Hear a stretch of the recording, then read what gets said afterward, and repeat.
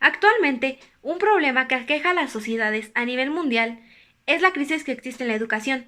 En México, la Organización para la Cooperación y el Desarrollo Económico estima que nuestro país es el que menos invierte en educación, destinando tan solo un 5.2% de su Producto Interno Bruto. Esto no solo provoca una crisis en la educación, sino también en la ética, ya que ambas van de la mano. Pero para poder entrar un poco más en materia, es necesario recordar qué es educación. De acuerdo con el diccionario de Oxford, la educación es la formación destinada a desarrollar la capacidad mental, intelectual, moral y afectiva de las personas de acuerdo con la cultura y las normas de convivencia de la sociedad a la que pertenece.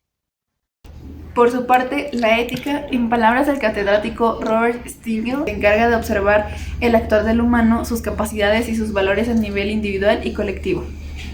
Pero ante esto, nos podemos preguntar cuál es el papel de la ética en la educación en México. Tanto la ética como la educación van de la mano. Según la revista La Razón y Palabra de América Latina, la ética de la educación debe tener como objetivo fundamental la formación de seres humanos virtuosos que valoren y resignifiquen axiológica y epistemológicamente la vida, la naturaleza, la dignidad humana, libertad, justicia, sociedad, civilidad y democracia.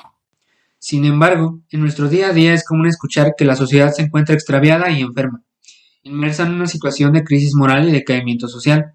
Nos hacen pensar que ya no hay ética, pero todo esto es un problema en la educación y para poder entenderlo, debemos conocer cuáles son los factores que han influenciado la crisis de la educación y la ética. Uno de los principales es el de las desigualdades sociales educativas que imperan. Tan solo en 2018, Coneval afirmaba que en México existían 52.4 millones de personas que se encontraban en situaciones de pobreza y otros 8.6 millones en pobreza extrema. Prácticamente la mitad de la población estaba y muy probablemente sigue en un estado de vulnerabilidad que ha condicionado las nuevas formas de llevar la educación a las familias mexicanas. Esto tiene que ver con otro factor que influye en esta crisis, es decir, el alcance de acceso.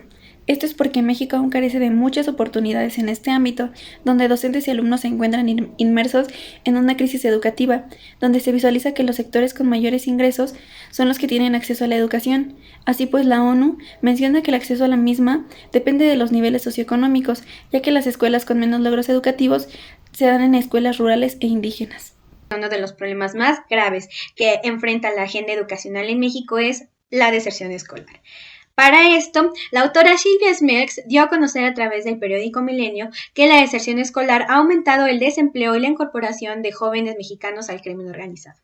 Enseguida, mencionaremos algunos de los aspectos y factores socioculturales que propician a la deserción escolar. El número 1 son problemas de desempeño escolar asociados con un bajo rendimiento académico. El número 2, falta de interés por parte de estudiantes y padres de familia. El número 3, problemas familiares, algunos relacionados con embarazos en la adolescencia y con violencia dentro del hogar. Y por último, la falta de recursos económicos en su familia, lo cual provoca que dejen la escuela para trabajar desde temprana edad. Además, otro factor son los modelos educativos, incapaces de adaptarse a la sociedad mexicana, ya que en México se han adoptado modelos similares a otras naciones, cuyas sociedades y estructuras son muy distintas a la de México, haciendo que la enseñanza se vea afectada de forma grave, al no poder adaptarse a las necesidades verdaderas del alumnado, docentes e instalaciones educativas. No es solo eso, sino también las bajas demandas laborales de las y los profesionistas, ya que existe un desajuste entre el sistema educativo y productivo. Por ejemplo, de cada 6 personas que egresan, solo una logra conseguir empleo, provocando así una desmotivación de las alumnas y alumnos en su preparación profesional. Otro factor que influye enormemente es la reforma educativa vigente, ya que no atiende los principales problemas pedagógicos, curriculares y de formación al docente. Además, es importante señalar al CENTE, en sus siglas Sindicato Nacional de Trabajadores de la Educación, como uno de los principales antagonistas y responsables del rezago educativo actual.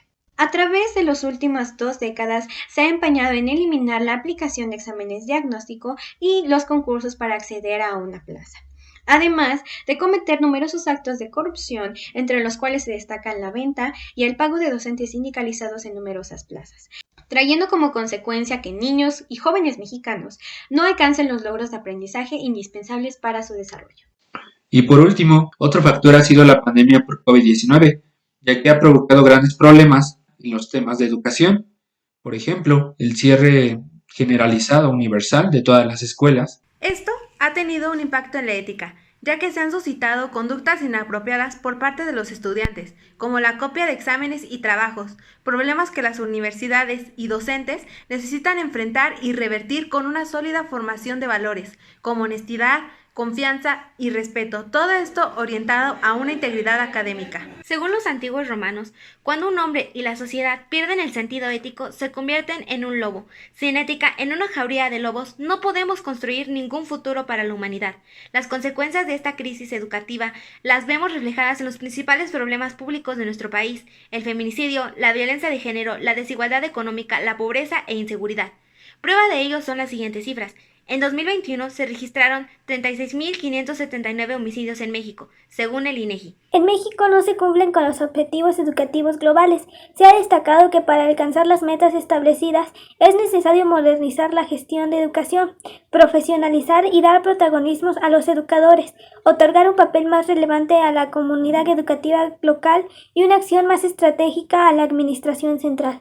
Es necesario señalar asimismo que el sistema educativo no es un concepto abstracto, sino que está compuesto de personas que se organizan en instituciones, en las cuales y sobre las cuales se construyen y establecen los marcos legislativos, reglas, procedimientos, infraestructuras, financiamientos y programas. En este contexto, las autoridades federales y estatales son responsables de la adecuada conducción del sistema educativo en nuestro país. Para que esto suceda es indispensable que los gobiernos doten de las herramientas necesarias a las escuelas en todos los niveles y ámbitos educativos, ya sea en el mejoramiento de sus programas y planes de estudio, en la preparación profesional de cada maestro y cada maestra, o en los recursos que sean utilizados en las aulas. Además, es muy importante que en cada familia sean reforzados los valores. Solo así podremos hablar que vivimos en una sociedad más justa, ordenada, donde impera la paz.